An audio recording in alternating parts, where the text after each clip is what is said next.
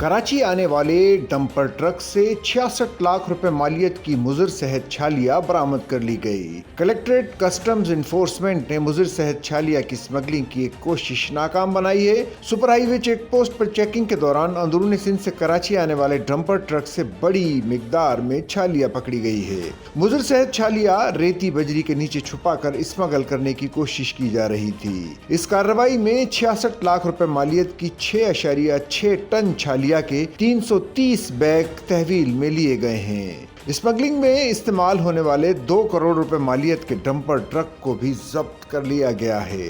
जब्त शुदा छालिया और डंपर की कुल मालियत 2 करोड़ 66 लाख रुपए है, जिन्हें ASO के गोदाम मुंतकिल कर दिया गया है। कलेक्टर कस्टम्स मोइनुद्दीन के मुताबिक कस्टम्स एक्ट के तहत मुकदमा दर्ज करके मजीद कार्रवाई की जा रही है।